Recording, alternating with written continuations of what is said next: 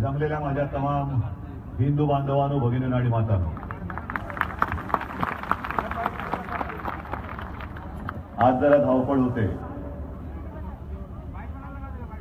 कारण तुमच्याशी बोलल्यानंतर अजून एक सभा आहे. ट्रॅफिक एवढा आहे की कधी नेमकं निघायचं तेच कळत नाही. आणि निवडणूक तर आता रंगत, किंबहुना निवडणूक आता रंगायला लागलेली आहे. मी गाडीमधनं येताना सहज आज कोण कोण भेटले आठवत होतो, आणि त्याच्यात एक व्यक्ती मला अशी भेटली की मला म्हणाले की उद्धवजी तुम्हाला कल्पना आहे का? म्हटलं नाही. कसली? आधी काय आहे ते तर सांग, मग कल्पना आहे की नाही सांगतो ना. नाही म्हणे तशी बातमी गुप्त आहे. म्हटलं मग एवढी गुप्त बातमी मला कशी कळणार? तू सांग ना काय ती. उत्तर प्रदेशच्या निवडणुका होत आहेत आणि भाजपनी आता पुन्हा एक वादा केलेला आहे की राम मंदिर बांधणार. म्हटलं मग नवीन काय त्याच्यात? दरवेळेला करतात. म्हणजे तसं नाहीये, त्यांनी खरं म्हटलं तर राम मंदिर बांधूनच टाकलंय. तर म्हटलं काय म्हणता, कुठे? वही. म्हटलं का? नाही, जिकडे बांधायचं तिकडेच बांधलंय. अरे म्हटलं मग ही गुप्त राहिली कशी बातमी? अजून लोकांना कळलं कसं नाही? म्हणजे नाही, त्याचं काय आहे की राम मंदिर पारदर्शक आहे, दिसतच नाही कोणाला. यांचा कारभार पारदर्शक, आणि ते बरोबर म्हणे मोक्याच्या वेळेला जाहीर करणार आम्ही बांधले की नाही. बघा बघा कुठे दाखवा ना. पारदर्शक, आम्ही सगळं पारदर्शक कारभार, हा त्याचा अर्थ. मंदिर वही बनाएंगे, बांधून टाकलेलं आहे. हे बघा मंदिर समोर दिसतंय कुठे? आपण एडेगत बघतोय. अरे मंदिर ना दिसत, बाबा बघा काय घुमट आहेत, काय कुठे दिसतंय कुठे? अहो पारदर्शक आहे सगळं. हे असं सगळं हा पारदर्शक कारभार. आणि मी येताना जरा माहिती घेत होतो की देवेंद्र फडणवीसांचा घसा कसा आहे, कारण मध्यंतरी आपल्यावरती टीका करायला गेला आणि घसाच बसला. तो पुन्हा उठला वाटतं घसा आता जरा, आणि बोलायला लागले. आजपर्यंत मी तुम्हाला खरंच सांगतो की त्यांच्याबद्दल माझ्या मनात एक प्रेम, आस्था, आपुलकी, जिव्हाळा असं होतं की माणूस सच्चा आहे. बाकी त्यांच्या वरचे काही असतो, कारण मुख्यमंत्री काय असतं शेवटी हुकमाचा ताबेदार, उपरवाले की मर्जी. जे आपले शिवसेना प्रमुख नेहमी सांगायचे ना, क्या करू उपरवाले की मर्जी. तो जोक जरा आठवा, मला सांगता येणार नाही तो, कारण तो वेगळा जोक होता. तसं देवेंद्रला विचारलं काय करायचं, उपरवाली की मर्जी. आणि हे सगळे हुकमाचे ताबेदार. मध्यंतरी मी गोव्याला गेलो होतो प्रचाराला, आणि गोव्याचे मुख्यमंत्री तिथले म्हणजे दिव्यच. माझ्याकडे फोनमध्ये अजून ती क्लिप आहे. मोदी बसलेत असे मस्त मगरुरीमध्ये. हो, तोच शब्द त्यांना लागतोय आता, मगरुरीमध्ये. चेहऱ्यावरती जो एक मगरूरपणा आहे, मगरुरीत बसलेत, आणि जणू काय प्रभू रामचंद्राच्या चरणी हनुमान बसावा तसं गोव्याचा मुख्यमंत्री बसले. किती लीन, किती दीन. मग एवढा दीनवाणा मुख्यमंत्री मी बघितलेला नाही. आणि त्याचेच हे दीनवाणे दुसरे. मुंबई महापालिका जिंकण्यासाठी किती हा अट्टहास.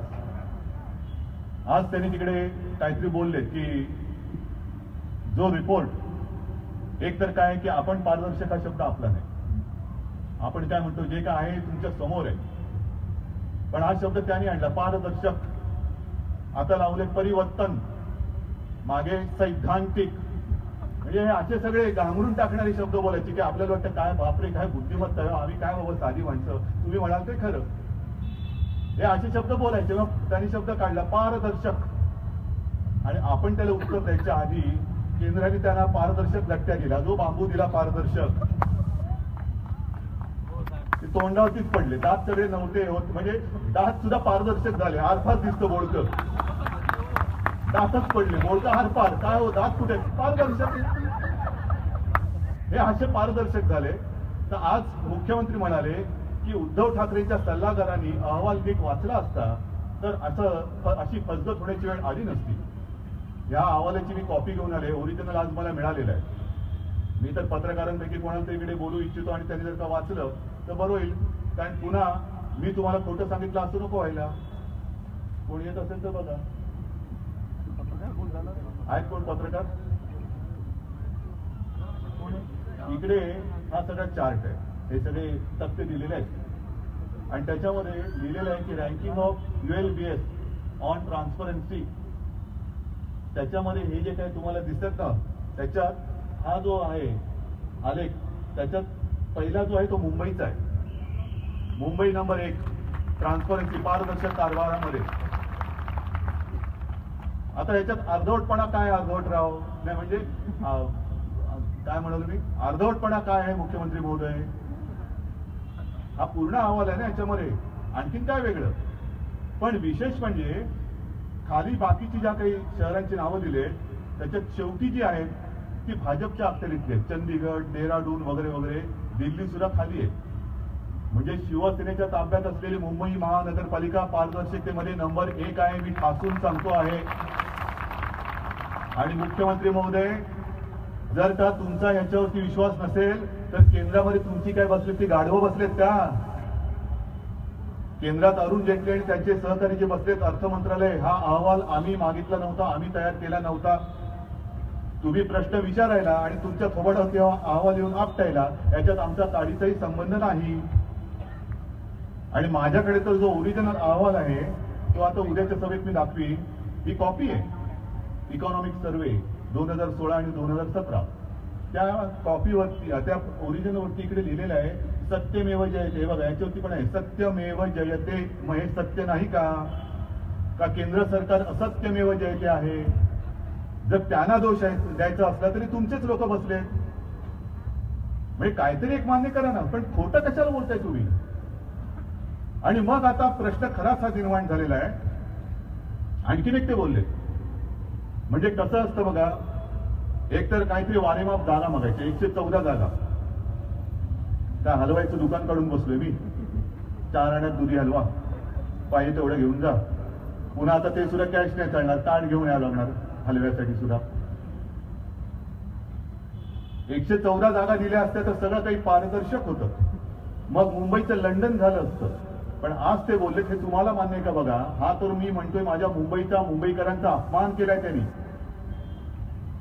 टीका करताना म्हणजे आता मला लाज वाटायला लागली की कोणत्या माणसाची माझी लढत आहे. पात्रता सुद्धा नाही, पातळी सुद्धा नाही, पातळी सोडून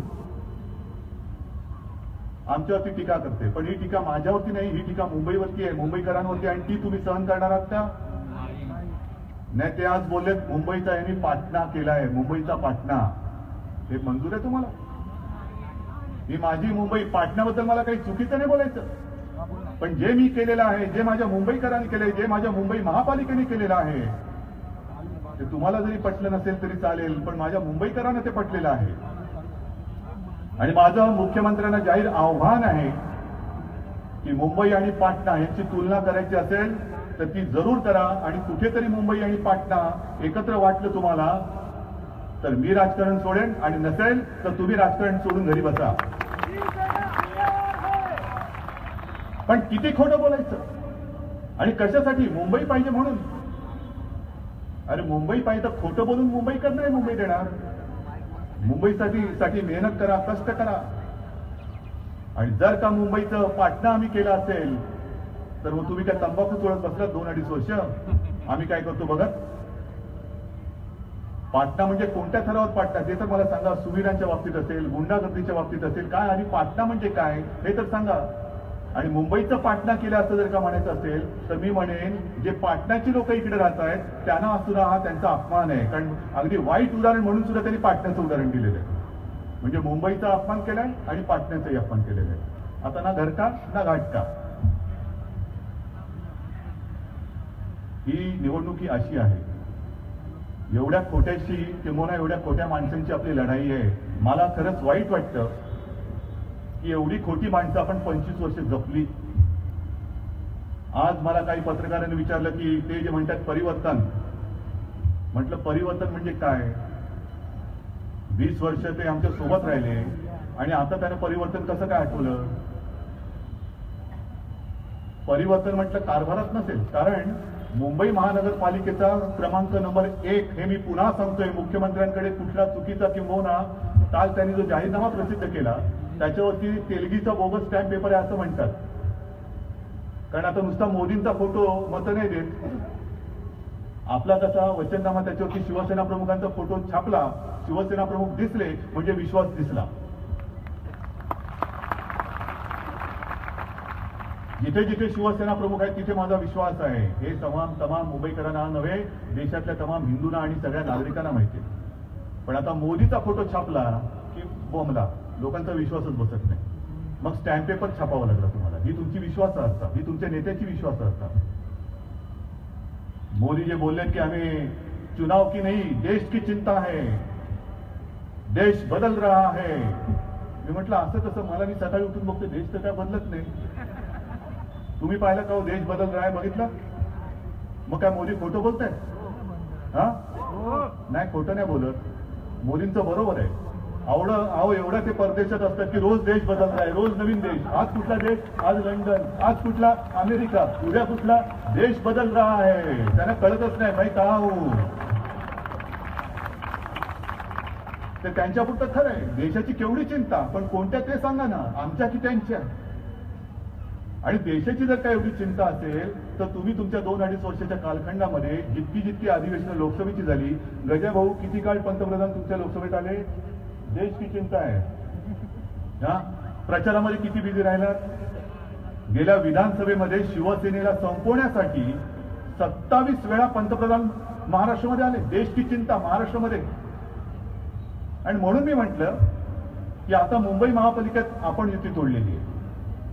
निर्णय पटलाय की नाही तुम्हाला? लढायचं तर असं लढायचं, ते फ्रेंडली मॅच बीच नाही, ते अमित शहाला जाणून दे. फ्रेंडली मॅच म्हणजे फ्रेंडली मॅच कसं बोलता बोलता पाठीत वार करून द्यायचं. फ्रेंडली मॅच हे नाही करायचं. तर छातीवरती वार, समोर करू वार. आम्ही पाठीत वार करणारे अवलाद आमची नाहीये.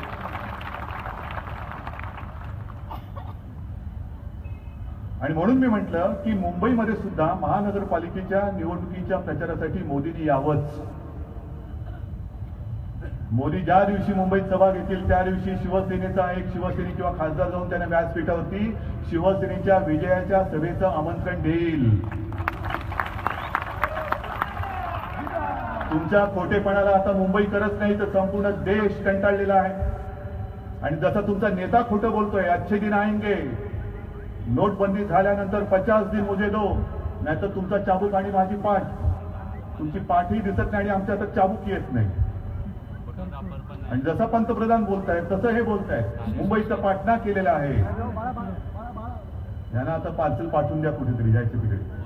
आणि मग मी पुढे सांगू इच्छितो, या संपूर्ण महानगरपालिकांच्या यादीमध्ये देवेंद्रजी तुमचं नागपूर कुठेही दिसत नाही. कोणत्याही पानावर मला नागपूर दिसलेलं नाही. का नागपूर दिसलेलं नाहीये? का पारदर्शक कारभार तुमचा नागपूरचा याच्यामध्ये दिसलेला नाहीये? आणि मग तुम्ही मुख्य तिकडे महापौर होता तेव्हा कसली चौकशी झाली होती? त्याचाही अहवाल या मुंबईकरांसमोर सादर करा की कशासाठी तुमची चौकशी झाली होती. त्या नंदलाल समितीने काय आरोपपत्र तुमच्यावर ठेवलं होतं त्याची एक जरा जानकारी द्या मुंबईकरांना. पण उगाच काहीतरी मुख्यमंत्री पदाची धूल अंगावर चढले म्हणून मुंबईकरांना खोटं नका सांगू. कल्याण डोंबिवलीमध्ये परवा गेले असताना डोंबिवलीकरांना त्यांना काळे झेंडे दाखवले. पण हे असंच आपल्याबरोबर युती तुटल्यानंतर मतं मिळवण्यासाठी 2 थापा त्यांनी मारले. कल्याण डोंबिवलीला मी 6,500 कोटी देईन, अजून एक सुद्धा पैसा दिलेला नाही तिकडे की डोंबिवलीकरांना कल्याण करायला. 27 गावं मी या महापालिकेमध्ये येऊ देणार नाही, ती वेगळी करेन. पटापटा मतं दिली गावकऱ्यांनी.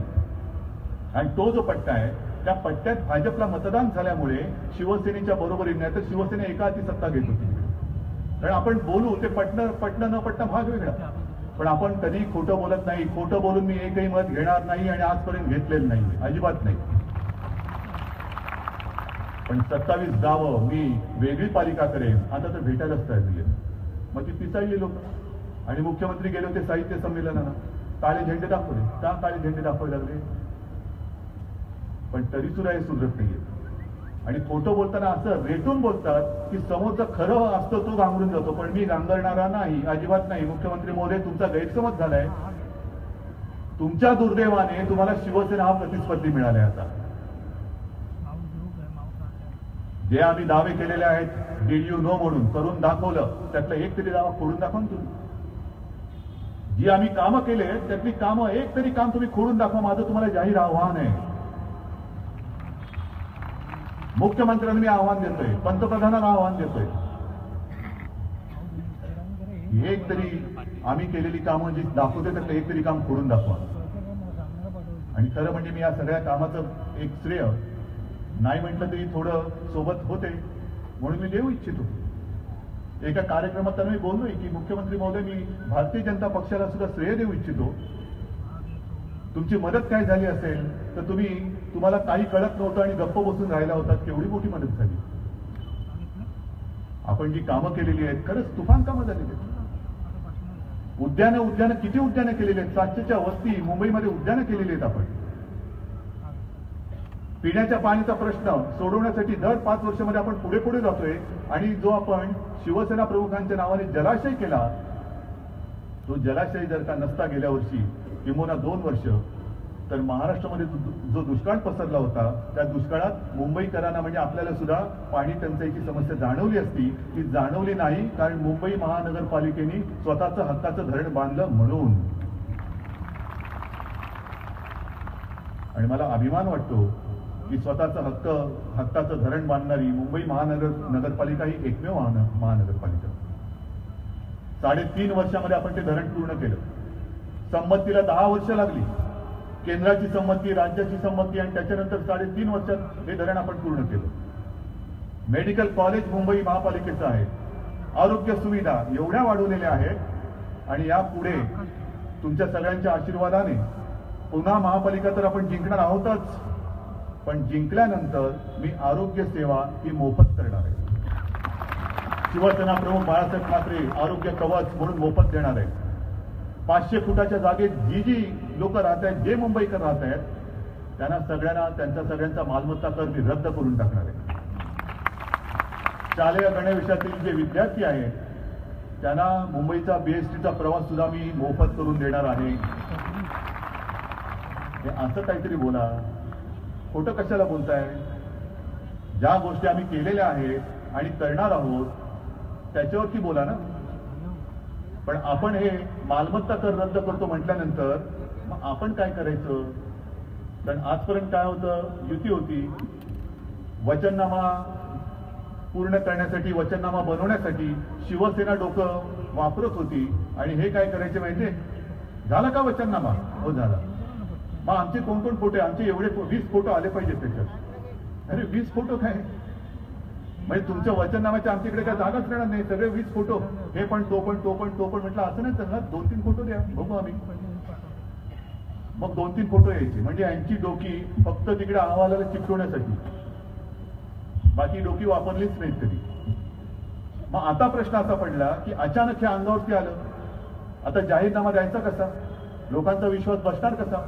आणि ते दणादणजी त्यांनी थापा मारलेले आहेत. त्याची चिरफाड राहुल शेवाळेंनी केली. आपण मालमत्ता कर रद्द म्हटल्यानंतर मालमत्ता करामध्ये वेगवेगळे 8 ते 10 टॅक्स येतात, याची त्यांना माहिती नाही.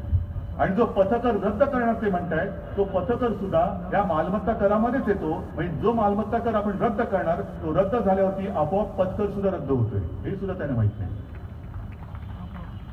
म्हणजे मला आश्चर्य वाटतं की मुख्यमंत्री असताना किंबहुना अशी माणसं राज्याचे मुख्यमंत्री होऊ शकतात, नगरविकास खात्याचे मंत्री, महापालिकेच्या कोणत्या खात्यात कोणते कर येतात, त्या करामध्ये आणखीन कोणते कर येतात, ह्याची त्यांना काही त्याचा दंड नाही, लवलेश नाही. पण blah blah blah blah blah blah घसा बसेपर्यंत बडबडायचं, बोंबलायचं आणि घसा बसला की मुंबई महापालिकेचं पाणी प्यायचं.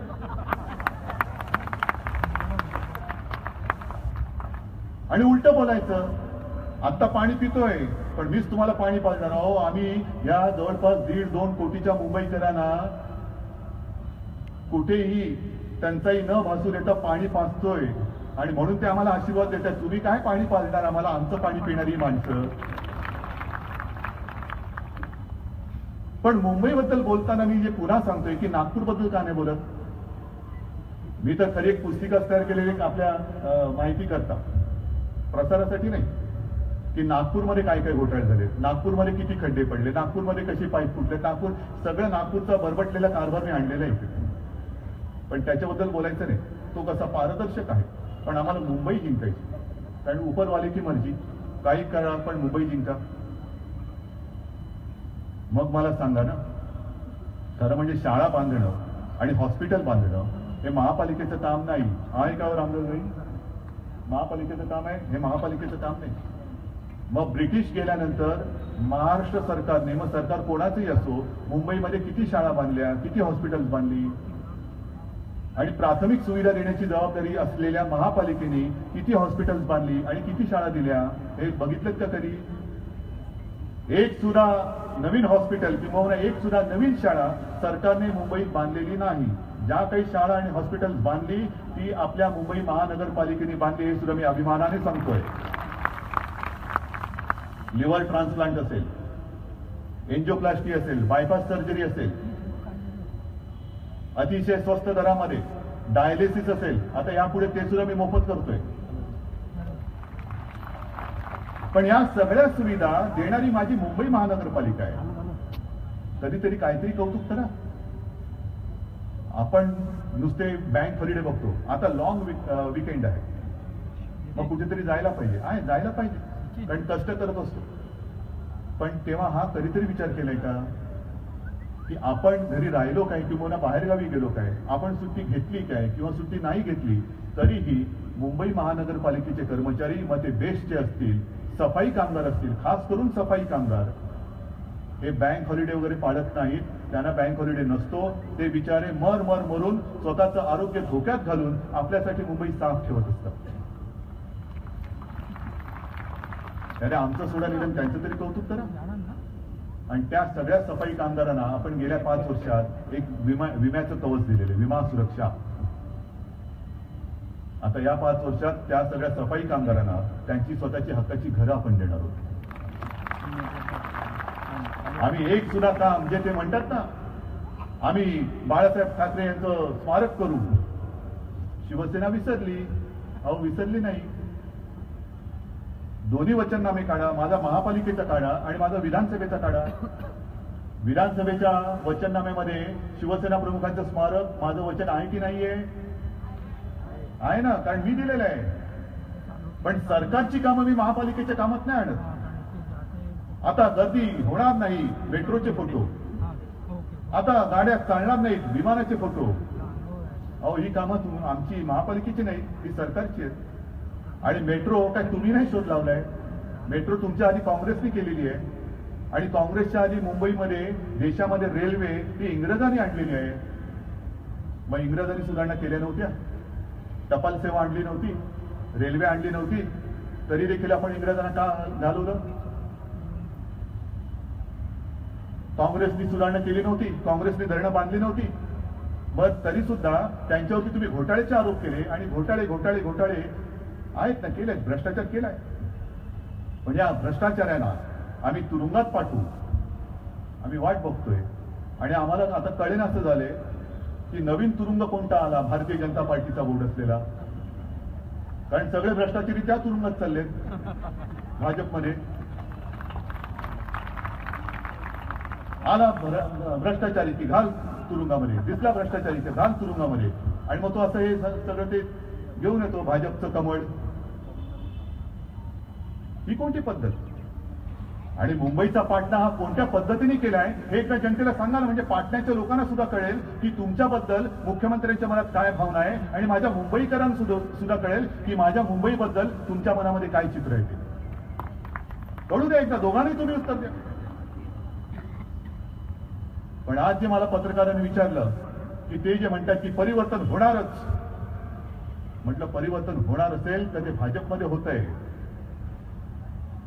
माझ्या कारभारामध्ये परिवर्तन करण्याची गरज नाही, कारण मुंबई एवढा पारदर्शक कारभार हा आता मला राज्य सरकारच्या कारभारात सुद्धा पाहिजे.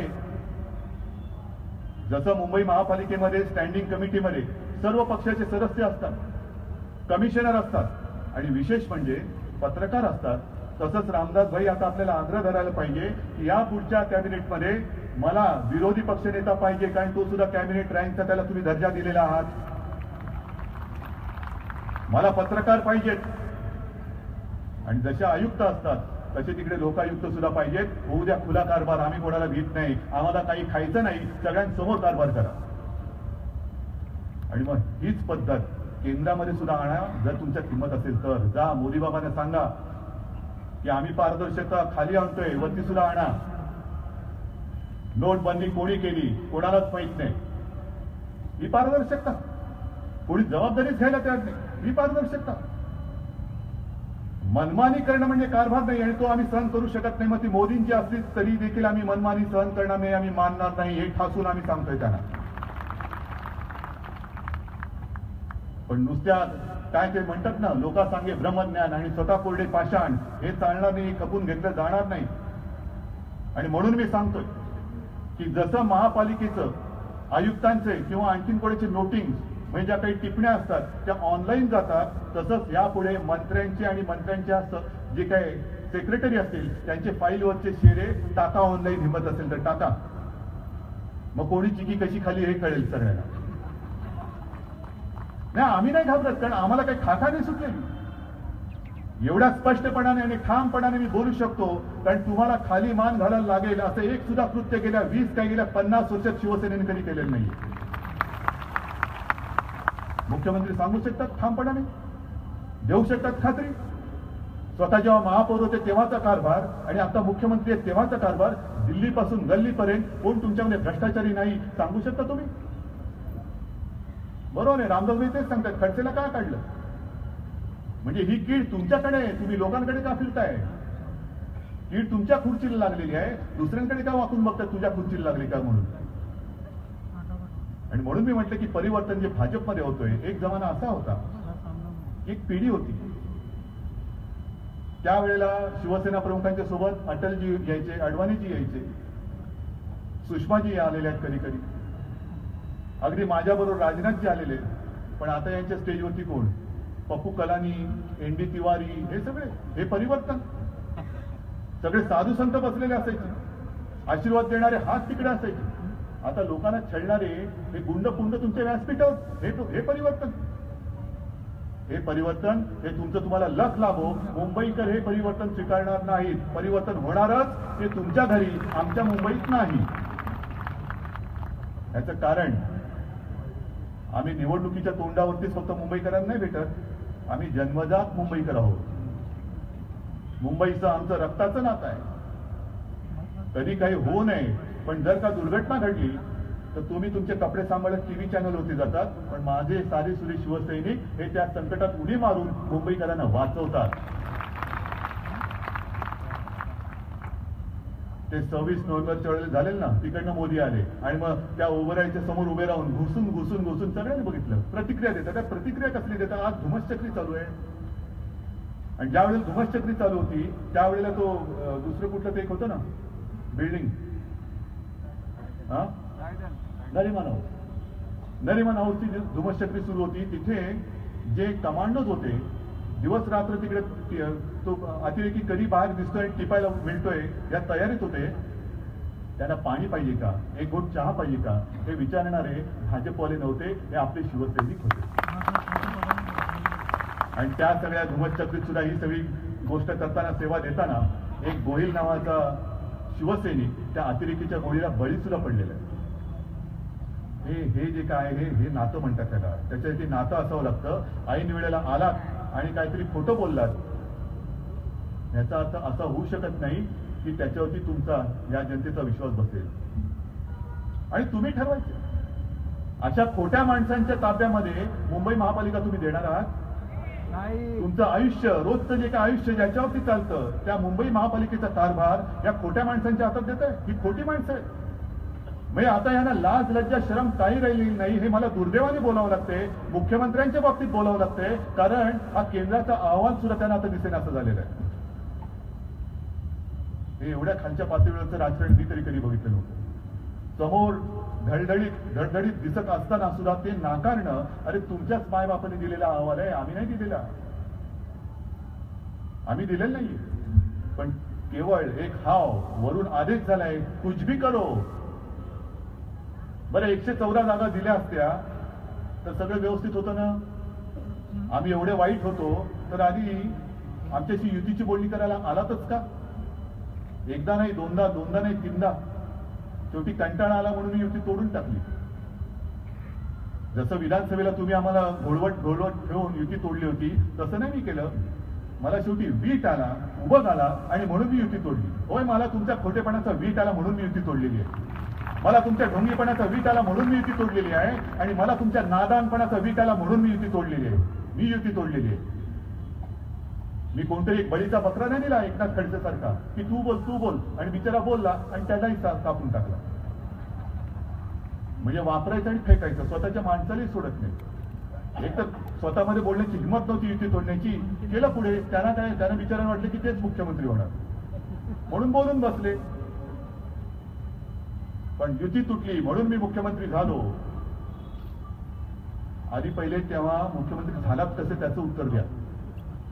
जोपर्यंत शिवसेनेनी टेकू लावला नव्हता तोपर्यंत तुम्ही मुख्यमंत्री झालात कसे होतात? काय पारदर्शकता हो, आम्हाला सांगा ना जरा. कसं काय तुमचं बहुमत झालं होतं सांगा ना जरा पारदर्शकपणाने. आणि युती तुटली म्हणून तुम्ही मुख्यमंत्री झालात, पण आमचा टेकू लागला म्हणून तुम्ही टिकलात, नाही तर टिकला असतात. पण एवढ्या खालच्या पातळीवरती कशाची काही पर्वा न करता ते बोलतायत. म्हणजे किती मुंबईसाठी हपापलेले आहेत आणि किती मुंबई, माझी मुंबई हे आपल्याला सगळ्यांनी अभिमानाने म्हटलं पाहिजे. माझी म्हणजे आपल्या सगळ्यांची माझी मुंबई ही त्यांच्यासाठी किती महत्वपूर्ण आहे, की कशी का त्यांना गिळायचे ह्याचं त्यांनी पहिले उत्तर द्या. का मुंबई तुम्हाला का गिळायचे?